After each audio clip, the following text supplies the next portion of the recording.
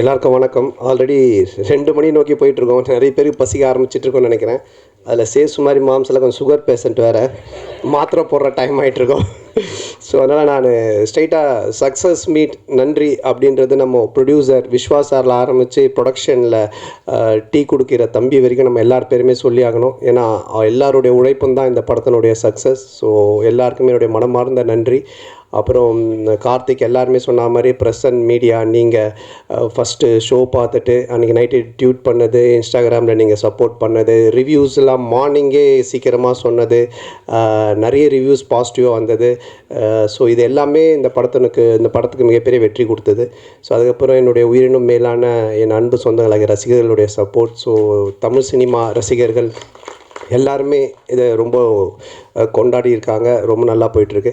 அப்புறம் இந்த படத்துக்குடைய மிகப்பெரிய வெற்றிக்கு காரணம் இங்கே உட்காந்துட்ருக்க எல்லாருமே தான். தனித்தனியாக எல்லாரும் பேரும் சொல்ல முடியாது. ஏன்னா நான் ஆஸ் எ ஹீரோவாக அந்த கேரக்டரை நான் ட்ராவல் பண்ணி போயிட்டுருக்கும்போது இவங்க அவங்களுடைய ஜாப் ரொம்ப நல்லா பண்ணாங்க. இவர்கிட்ட ஆரம்பித்து சார்ட்ட ஆரம்பித்து இங்கே உட்காந்துட்ருக்க எல்லாருக்கிட்டுமே நம்ம சொல்லலாம்.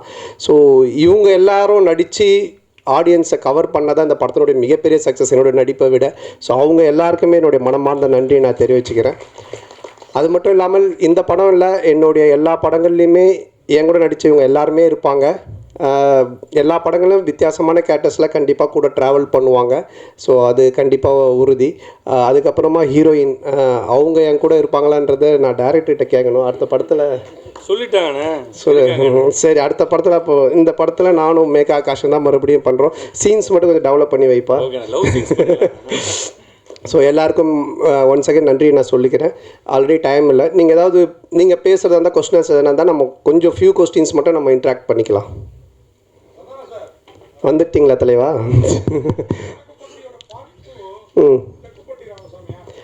இல்லை, தெற்குப்பட்டி தென்ராசு அப்படின்னு சொல்லி நாங்கள் ஒன்று யோசித்து வச்சுருந்தோம். ஆக்சுவலாக வடக்குப்பட்டியிலேருந்து அந்த சைடு போயிட்டோன்னு. பட் இப்போது அதை விட வேறு ஒரு ப்ராஜெக்ட் போயிட்டுருக்கிறதுனால இது கண்டிப்பாக பண்ணுவோம்.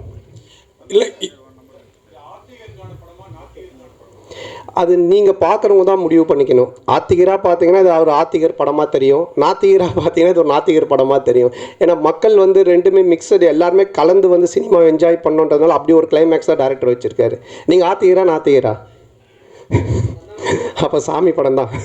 சொன்னானே சார். அதே மாதிரி ஹீரோயின் உங்கள் படம் எல்லாத்துலேயுமே பிரமாதமாக இருப்பாங்க, இந்த படத்துலையும் பிரமாதமாக இருக்காங்க. ஆனால் அவங்களோட ஒரு நல்ல ஒரு டூயட்டோ இல்லை லவ் சீனோ இல்லை. அதை இப்போ கேட்டிங்க. அடுத்த படத்தில் இந்த படத்தில் காமெடி எல்லாமே எக்ஸ்ட்ரானரி ஜனரஞ்சகமாக பிரமாதமாக இருந்தது. அந்த விஷயம் எங்களோட அந்த ஃபீலிங்கையும் புரியல. இல்லை, உங்களுக்கு இது நான் எழுதி கொடுத்து கேட்ட மாதிரியே இருக்கும். யாருன்னா பார்த்தாங்கன்னா இவன் மனசில் இருக்கிறதெல்லாம் அவன் மூலமாக கேட்குறாமலன்ட்டு. இல்லை, இப்போ கூட நான் சொல்கிறேன், இந்த காஸ்டியூமும் இந்த ஹேர் ஸ்டைலும் வேறு யாராவது போட்டு வந்தாங்கன்னா நன்னு படத்தில் வர பேய் மாதிரி தான் இருப்பாங்க.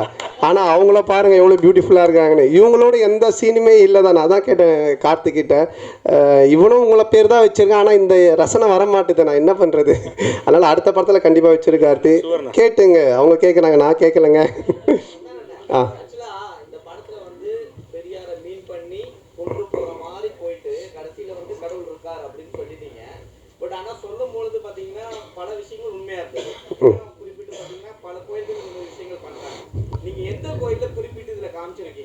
அதான் காமிச்சிருக்கேன், கண்ணாத்தா கோவில். இல்லை, நீ இந்த கொஸ்டினை வேறு மாதிரி மீன் பண்ணி கொண்டு போகிற போல். அந்த மாதிரி எந்த கோவில் எதையுமே நம்ம இது பண்ணல. எந்த கோவிலாக இருந்தாலுமே அதை வச்சு கடவுளை வச்சு காசு பண்ணுறவங்க மேலே தப்பு. அதே மாதிரி அந்த கடவுள் நம்பிக்கையை வச்சு அரசியல் பிரச்சனை பண்ணுறதும் தப்பு அப்படின்றது தான் காமிச்சிருக்கோம். உனக்கு எப்படி தோணுது? கடவுள் நம்பிக்கை இருக்கிறவங்களுக்கு இருக்குது, இல்லாதவங்களுக்கு இல்லை. ஸோ அதனால் அவங்க 2 பேருக்குமே அதை பொதுவாக தான் வச்சுருக்கோம். என்னை பொறுத்த வரைக்கும் இருக்குது. நான் சாமி கும்பிட்றவன், நான் ஆன்மீகவாதி, நான் கடவுள் நம்பிக்கை உடையவன். இப்போ கூட கயிறு கட்டிகிட்டு இருக்கேன். அதனால் என்னை பொறுத்த வரைக்கும் இருக்குது. இல்லாட்டி நான் சூளை வச்சுட்டு நிற்கவே மாட்டேன். அதனால் சார், இந்த படம் ரிலீஸுக்கு அப்புறம் இந்த முன்னாடி அவர் கேட்டார்ல அந்த இஷ்யூ, அது மக்களுக்கு கிளியர் ஆகிடுச்சுன்னு நம்புறீங்களா? ஆமாம், இல்லைனா இது வெற்றி படமாக இருக்காது. யாருமே சிரிச்சிருக்க மாட்டாங்க, கைத்தட்டி இருக்க மாட்டாங்க, ரிவ்யூஸ் நல்லா வந்திருக்காது. நீங்கள்லாம் பார்த்துட்டு பாராட்டி எழுதியிருக்க மாட்டீங்க. நீங்களே இந்த கேள்வி இப்போ கேட்டிருப்பீங்களா? வேறு ஏதாவது தான் எழுதியிருப்பீங்க. ஸோ அதனால் அது மக்கள் ஏற்றுக்கிட்டாங்க. மக்களுக்கு புரிஞ்சிடுச்சு இவங்க என்ன சொல்ல வந்திருக்காங்க. அதுவும் இந்த கண்டென்ட் இன்றைக்கி காமெடி பொறுத்த வரைக்கும் ஹாரர் காமெடி, அப்புறம் ஃபேமிலி காமெடி, இப்படி நம்ம லவ் ராம் காமெடிலாம் போகலாம். ஆனால் ஒரு சோஷியல் காமெடி பண்ணுறது ரொம்ப கஷ்டம். டேரக்டரால் ஈஸியாக பண்ணவே முடியாது. ஏன்னா சோஷியல் கண்டென்ட்டில் கை வைக்கும்போது ரொம்ப பார்த்து வைக்கணும். ஏன்னா 2 விதமான ஆட்களுமே இருப்பாங்க. ஸோ அது ரொம்ப கார்த்திக் பியூட்டிஃபுல்லாக ஹேண்டில் பண்ணதுனால 2 விதமான ஆடியன்ஸுமே என்ஜாய் பண்ணுறாங்க. நாத்திகரும் என்ஜாய் பண்ணுறாங்க, ஆத்திகரும் என்ஜாய் பண்ணுறாங்க. ஸோ அதுக்கு உண்மையிலே டேரக்டருக்கு தான் நம்ம பாராட்டு சொல்லணும். அதே மாதிரி கூல் சுரேஷ் இந்த கண்ணாடி நீங்கள் கொடுத்ததா தான் சொன்னார்.